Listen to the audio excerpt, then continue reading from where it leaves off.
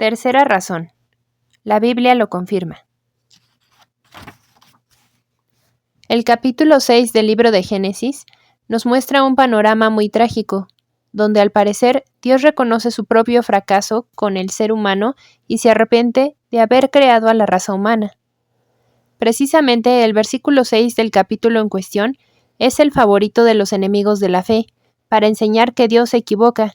Sin embargo, en la Biblia encontramos no pocas referencias de la peculiaridad de Dios. A.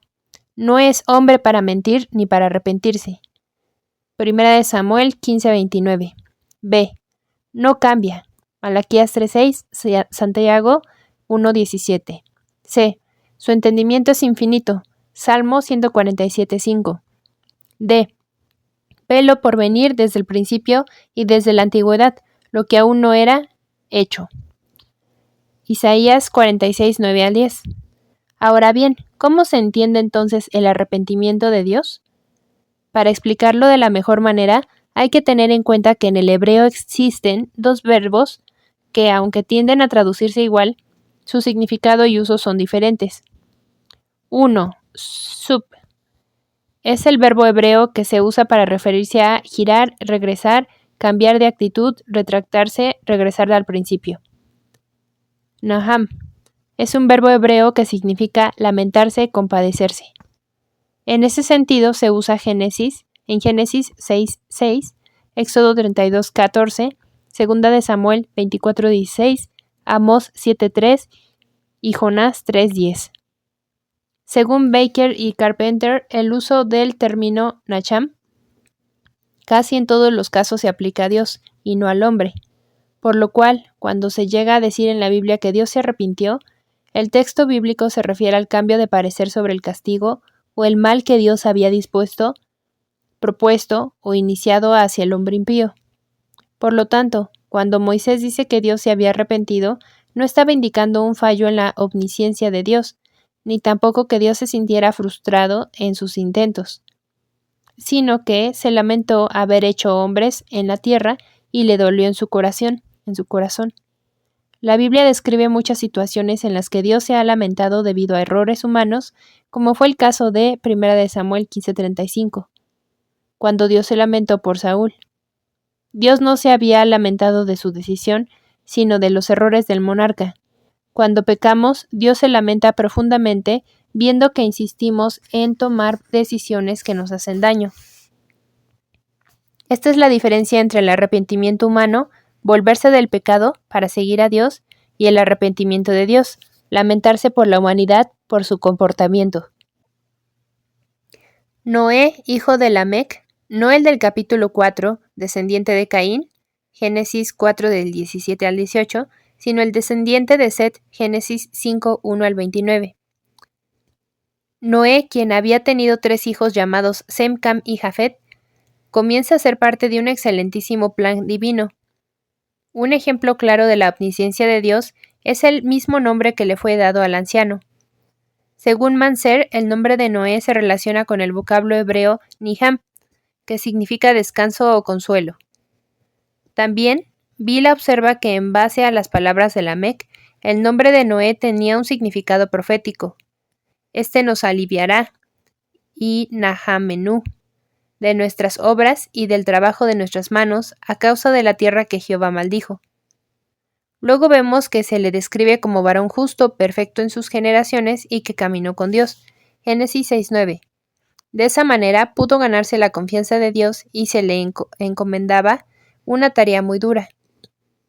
En esta última sección estaremos presentando las evidencias bíblicas de que el diluvio fue un acontecimiento real. La misma Biblia desmiente los mitos antiguos referente al diluvio universal. En lo que requiere a lo espiritual, siempre han existido mitos. Luego de la caída de Adán y Eva, aunque en ellos murió una parte de lo que constituía semejanza con Dios, quedó en ellos y por ende en toda su descendencia la necesidad de acercarse a Dios. Por eso el ser humano siempre ha buscado la forma de relacionarse con lo espiritual, y una de las formas es por medio de los mitos. Es decir, cada pueblo se ha creado sus propias historias altamente simbólicas acerca de un hecho sobrenatural o extraordinario, para encapsular una idea religiosa. Pablo Alberto Deiros enseña que por medio de los mitos, lo intemporal se torna narración en la boca de los seres humanos y lo trascendente se ubica en los límites del discurso. De igual manera, lo invisible deviene inteligible para el ser humano y, si no, perfectamente visible, por lo menos perceptible. Gracias al mito, lo inefable y lo incomunicable puede relatarse. Sin embargo, desafortunadamente, en lo que respecta a la Biblia, los mitos son cada vez más abundantes, y en lo que nos abarca en este material, no son pocas las historias de este tipo que han tratado de ridiculizar o negar lo que en la ley, los profetas y los escritos bíblicos se enseña. Pero como bien alertara Pablo a Timoteo, toda la escritura es útil para corregir, 2 de Timoteo 3:16, y es debido a ello que la usaremos para deshacer los mitos relacionados con el diluvio. Mito en cuanto a la fecha del diluvio. Hay quienes consideran que cuando la Biblia ofrece la información de los años que tenía Noé cuando comenzó el diluvio, era para indicar una fecha calendario en los tiempos de Noé. Así que el diluvio ocurrió en el año 600 a.C. Sin embargo, esa información es completamente errónea. Se conoce que los años en la antigüedad se contaban de atrás hacia adelante, es decir, no se sumaban, sino que se descontaban. Por lo tanto, cuando Moisés registra el suceso en el año 600 de Noé, o sea, en la 10ª generación desde Adán, no estaba estableciendo una fecha de calendario. Según estudios, se cree que el diluvio tuvo lugar entre 4004 y 3761 a.C., y otras estimaciones arrojan una fecha para el diluvio, entre 2348 y 2105 a.C. Pero aún así, la fecha exacta es imposible determinarla, y cualquier afirmación sería, sin lugar a dudas, una gran especulación. La única forma posible de que esa fecha se pudiera obtener es si la evidencia documentada que existe provee claves suficientes para señalar con exactitud el evento. Y como sabemos, esa evidencia documentada, la Biblia no ofrece detalles al respecto, solo que Noé tenía 600 años de edad cuando las aguas comenzaron a caer sobre la tierra.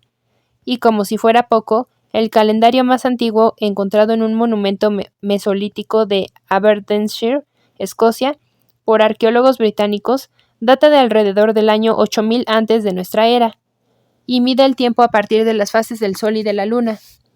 Pero usando algunos datos ofrecidos por los escritores bíblicos, podemos hacer algunas estimaciones. Por lo tanto, deberíamos comenzar desde atrás hacia adelante, porque así era como se contaban los años antes de nuestra era. Por lo tanto, en el 967 a.C., Salomón comenzó a construir el templo, en el mes de Sif, Primera de Reyes 6:1. 2.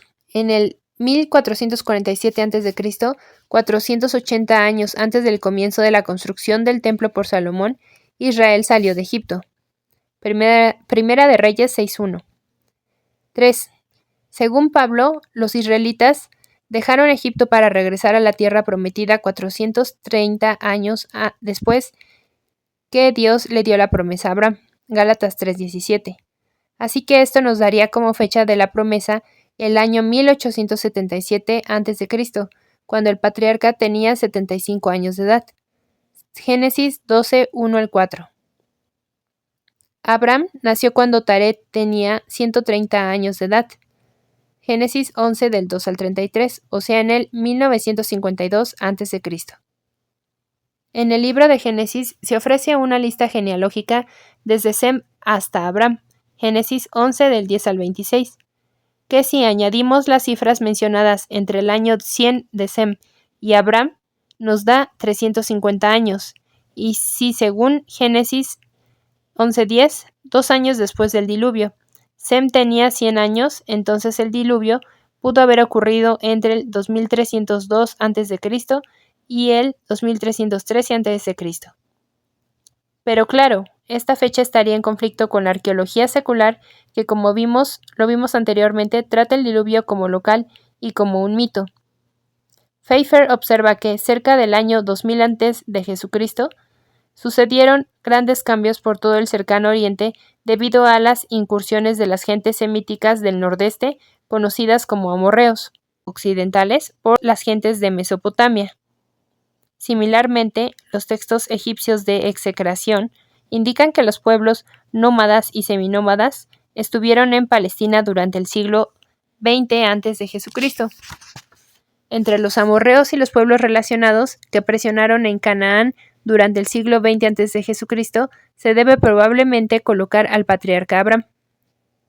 Ahora bien, si bien es cierto que no se puede ofrecer una fecha exacta, lo que sí es seguro es que ocurrió entre el 2000 a.C. y el 3050 a.C., donde la última fecha marca comienzo de la primera dinastía egipcia, y Abraham ya había formado parte de la historia. Mito en cuanto a la liberación de las aves. Algunos pueblos del Medio Oriente consideran que Moisés combinó en su narración escenas de una historia egipcia que presenta a un pájaro durante el nacimiento de Ra y un episodio de narraciones babilonias de diluvios. Además consideran que es completamente ilógico que Noé hubiese necesitado la ayuda de 2 aves para saber si ya podían salir del arca. Si con tan solo el pararse por la ventana del arca podía ver desde la cima si el agua había descendido o no. Ahora bien, para responder a estas afirmaciones, primero hay que definir qué civilización copió a cuál. Sinceramente, no se puede confirmar de dónde Moisés adquirió tal información. Y sí, es cierto que al criarse en Egipto, de seguro tuvo acceso a la biblioteca egipcia. Pero no tiene sentido eso de que Noé mezcló una historia egipcia con una babilónica para crear su versión del diluvio, cuando se sabe que tanto los egipcios como los babilónicos eran descendientes de Noé. Génesis 10:32. Además, Noé no podía mirar desde el arca para ver si las aguas descendían sencillamente porque la ventana del arca estaba a una altura de 1 codo de elevación por la parte de arriba, o sea, a 29 codos o 13 metros por encima de él. Génesis 6:16. Que ni él mismo podía acceder. Era solo una abertura para que todos los que estaban adentro pudieran respirar. De ahí la fabulosa idea de enviar aves para tal misión, de donde extraemos las siguientes hipótesis. Envió un cuervo y una paloma, quizás para asegurarse que la noticia llegara a él, sino por el cuervo, entonces por la paloma. La Biblia no ofrece detalles del tiempo en que fueron sueltas ambas aves, así que es muy probable que al soltar el cuervo y tardarse, se haya visto obligado a tomar la paloma como segunda opción. Mito en cuanto a la cantidad de animales salvados por Noé. Un pequeño grupo afirma que el Génesis contiene afirmaciones contradictorias acerca de cuántos animales embarcaron. Primero, se lee que Dios ordenó a Noé tomar de todo lo que vive de toda carne 2 de cada especie para que tengan vida, macho y hembra serán. Génesis 6:19. Sin embargo, luego aparece otra orden que contradice la anterior. De todos los animales puros, toma 7 parejas, machos y hembras, y de los impuros una pareja, macho y hembra. También de las aves del cielo, 7 parejas, machos y hembras, para que su descendencia se conserve sobre la faz de la tierra toda. Génesis 7 del 2 al 3. ¿Cuál de las 2 órdenes será la correcta? ¿Cuántos animales entraron al arca realmente?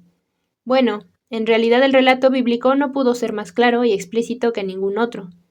Ambas ordenanzas eran correctas, solo que la primera aclara por qué una pareja de cada especie. El objetivo era que se conservara la creación y se refería a todos los animales, puros e impuros, 2 de cada especie. Walworth y Zook nos ofrece una lista de animales impuros. El camello, Levítico 11:4, el conejo o la liebre, versículo 6, eran inmundos, porque ninguno de ellos tiene pezuña, versículos 4-6. Por ejemplo, el camello tiene una capa de tejido en la base de su pie que impide que tenga pezuñas. Es verdad que el tejón y la liebre no rumian en el sentido científico moderno, pero los movimientos de sus mandíbulas y meticulosidad de su masticado caían dentro del significado práctico de la frase hebrea. Por otra parte, el cerdo, probablemente el cerdo salvaje, estaba descalificado porque no rumia. 20 especies de aves, incluyendo al murciélago que no es estrictamente un ave, estaban prohibidas. Estas eran aparentemente aves de rapiña, las que entonces violaban la prohibición fundamental de comer carne con su sangre. Capítulo 17. En Deuteronomio leemos una lista de los animales puros o comestibles, 14, del 4 al 5. Entre ellos estaba el buey, la oveja, la cabra, el ciervo, la gacela, el corzo, la cabra montés, el íbice, el antílope y el carnero montés. Solo los primeros 3 de la anterior lista, ya domesticados, eran animales aptos para el sacrificio. De igual manera, las aves, las palomas, tórtolas, codornices y gorriones eran los únicos que podían comerse, como también los insectos voladores, incluyendo las 4 especies de langostas. Levítico 11:22. Ahora bien, hay otro detallito. Hay quienes se confunden al leer Génesis 8:20 e interpretan el pasaje afirmando que Noé sacrificó a todos los animales puros. Si hubiese sido así, ¿cómo se reproducirían para poblar la tierra? Al leer los textos relacionados con este asunto, entendemos que de las 7 parejas de animales y aves puras, Noé utilizó 6 parejas para el sacrificio y el alimento. Mito en cuanto al nivel del agua en el diluvio. En cuanto al nivel que alcanzó el agua, también han aparecido muchos criterios en contra de lo que se narra en la Biblia. Por ejemplo, algunos sugieren que 15 codos, Génesis 7:20, equivalen a una profundidad de aproximadamente 7.5 metros, lo suficiente para cubrir la tierra, pero ninguna montaña. Sin embargo, al analizar detalladamente el texto, debe notarse que no dice que las aguas subieron 15 codos, sino que una vez que los montes fueron cubiertos, entonces las aguas subieron 15 codos más por encima. El monte Everest, por solo poner un ejemplo, tiene más de 8 kilómetros, 5 millas de altura, y allí se han encontrado como prueba contundente del diluvio fósiles marinos en su pico. Esto es evidencia de que las aguas cubrieron los montes de la tierra. Mito en cuanto a los gigantes en los días de Noé. Ya este tópico lo abordo con mayor detenimiento en mi libro Grandes secretos al descubierto, pero acá, debido a que guarda mucha relación con el tema en análisis, echaremos un vistazo. Resulta que hay un grupo de creyentes que al leer Génesis 6:4 alegan que el juicio del diluvio vino a la tierra porque los ángeles, hijos de Dios, se unieron en relación sexual con las hijas de los hombres, y como resultado procrearon gigantes, y que esta nueva raza, los Nefilim, sobrevivieron al catastrófico acontecimiento. Ahora bien, en la misma palabra de Dios vemos la explicación adecuada. Resulta que en el Génesis 6:4 leemos que ya había gigantes en la tierra en aquellos días, y también después que se le llegaron los hijos de Dios a las hijas de los hombres. Así que los gigantes no surgieron por la relación amorosa de ambos grupos, sino que ya existían, cuando los unos, hijos de Dios descendientes de Set, se unieron a las otras, hijas de los hombres descendientes de Caín. Además, Génesis 7:23 afirma claramente que todo ser viviente pereció. Mito del lugar en el que reposó el arca de Noé.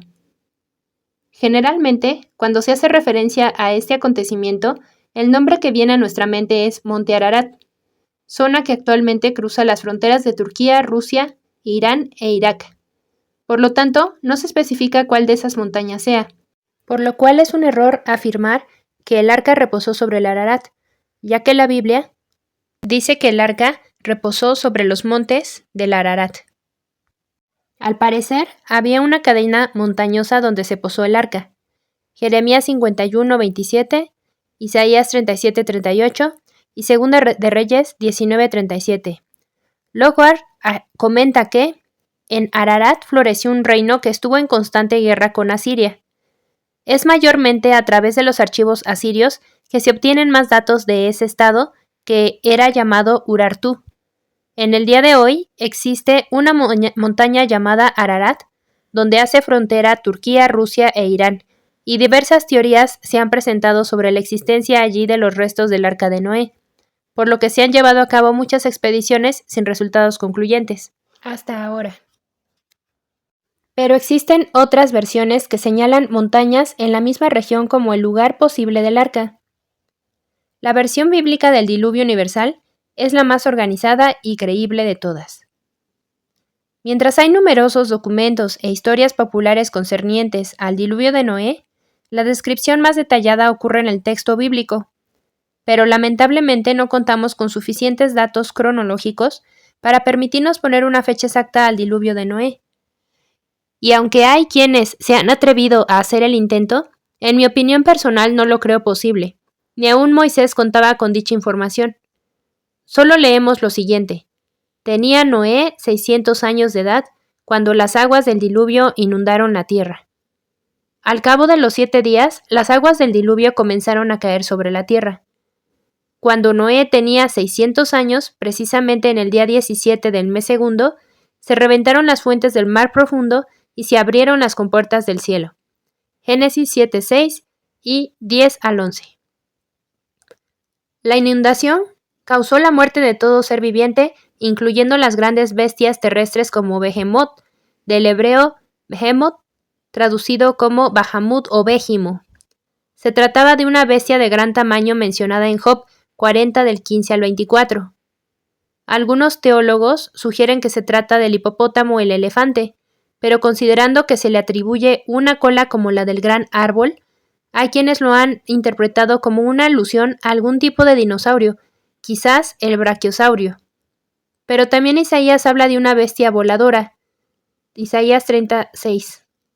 Tal vez sea una referencia a uno de los pterodáctilos que son popularmente considerados como dinosaurios voladores, tales como el pteranodón, el Rhamphorhynchus o el Ornithorhynchus.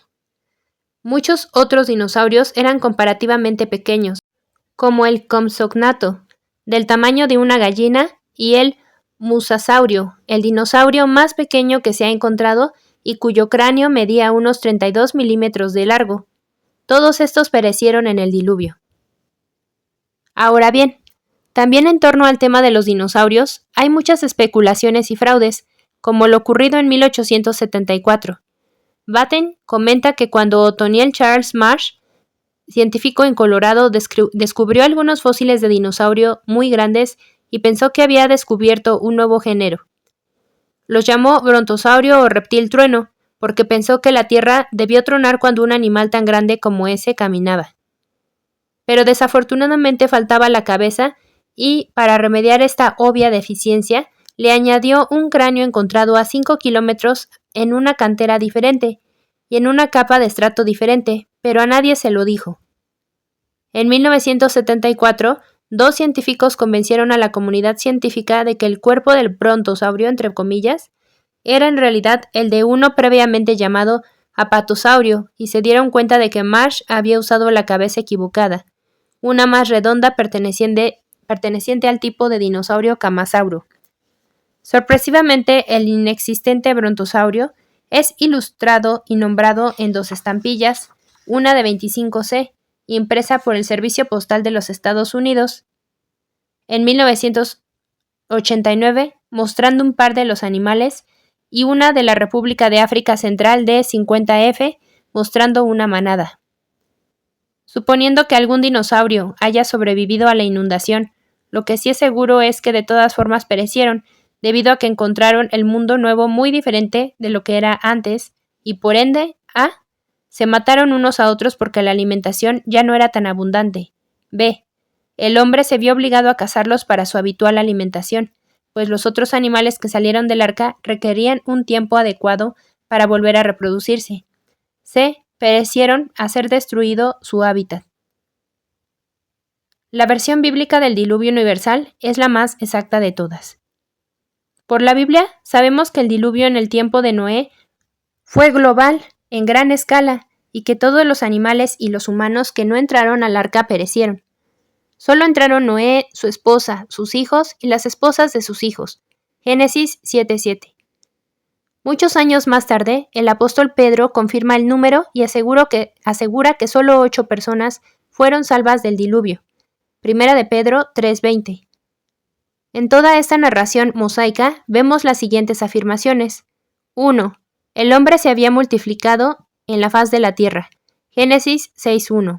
2. La violencia y la corrupción llenó la tierra. Génesis 6:11 al 12. La Biblia es clara al mencionar que el hombre solo no hubiera podido existir en la región de Mesopotamia, una región demasiado pequeña para apoyar a semejante población tan grande, sobre todo considerando la dispersión natural que afecta a una sociedad violenta. 3. Dios se conmovió al ver el pecado de la humanidad. Génesis 6:6. 4. Dios envió un diluvio, fue universal. Génesis 6:17, y queda más que claro que si el diluvio hubiera sido local, A. ¿Por qué Noé tuvo que construir un arca? Con trasladarse a otro sitio era suficiente. B. ¿Por qué Dios ordenó salvar una pareja de cada animal? C. ¿Por qué Noé tuvo que enviar pájaros a los que estaban a bordo?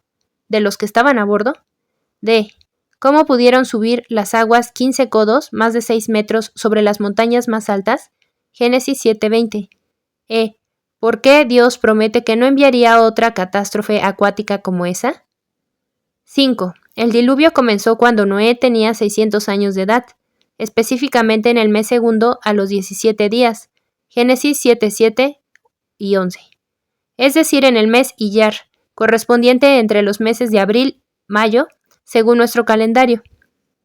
6. Inmediatamente que comienza a llover, Noé y su familia entraron en el arca y también los animales escogidos según sus especies. 7 del 13 al 14. 7. El tiempo que duró el diluvio fue 40 días sobre la tierra y las aguas crecieron y alzaron el arca y se elevó sobre la tierra. 7:17. Lo que indica que llovió hasta el día 26 del mes de Siván, que comprende los meses de mayo a junio de nuestro calendario. 8. La madera usada para la construcción del arca fue gofer, 6:14, y brea para la protección contra el agua y la humedad. Sus medidas aproximadas fueron las de un campo de fútbol americano. A. 135 metros de largo, eslora. B. 22.5 metros de ancho, manga. C. 13.5 metros de alto, puntal. D. Una sola puerta a un lado del arca. 9. El arca tenía varios compartimentos en su interior, suficiente como para albergar a Noé y a los animales y los alimentos que habrían de ingerir durante todo ese tiempo. A. 3 pisos y compartimientos. B. Una claraboya o ventana marina en la parte alta. 10. Subieron las aguas y crecieron en gran manera sobre la tierra que flotaba el arca sobre la superficie de las aguas. Específicamente, 15 codos más altos subieron las aguas, después que fueron cubiertos los montes. 7 del 18 al 20. Es decir, 675 centímetros, o sea 6 metros y 75 centímetros, una vez que las aguas cubrieron la montaña más alta. 11. Las aguas permanecieron cubriendo los montes durante 150 días, es decir, 5 meses. Génesis 7 del 18 al 24 y 8 del 1 al 5. 12.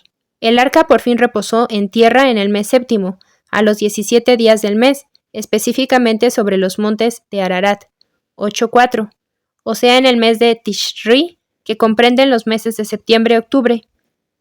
13. Las aguas continuaron descendiendo hasta el mes décimo, que es el mes de Tebet, que comprendía los meses de diciembre y enero, 8:5. Así que Noé, su familia y todos los animales estuvieron en el arca hasta el año 601 de Noé. En el mes de Nisán, en el día primero del mes, las aguas continuaron desapareciendo hasta que el día 27 del mes segundo ya no había agua en la tierra, 8 del 13 al 14. Un total aproximado de 471 días. La narración culmina con una señal o pacto en el cielo, que significaba que jamás sería destruida la tierra por agua. Génesis 8:21 y 9 del 8 al 17. El arco iris, un fenómeno que se presenta cuando una luz distante atraviesa un cuerpo de agua que esté en forma de lluvia, vapor o niebla, era la señal para cada criatura viviente, humanidad y animales de la misericordia de Dios. Isaías 54:9. Lockhart comenta que algunos rabinos señalan que el arco iris es símbolo de paz. Pero por otro lado, Robinson nos dice que para los judíos en general, este era el arco de Dios, así como los rayos, sus flechas. Habacuc 3, del 3 al 11. Para el arco como una prenda de pacto, véase también 1 de Samuel 18, 3 y 4. Cuando el arco iris reaparece otra vez en Ezequiel 1:28 y Apocalipsis 4:3, si es que no está representando simplemente los bordes de sus caminos, Job 26:14, quizás esté recordando las misericordias de Dios contra su decreto de juicio.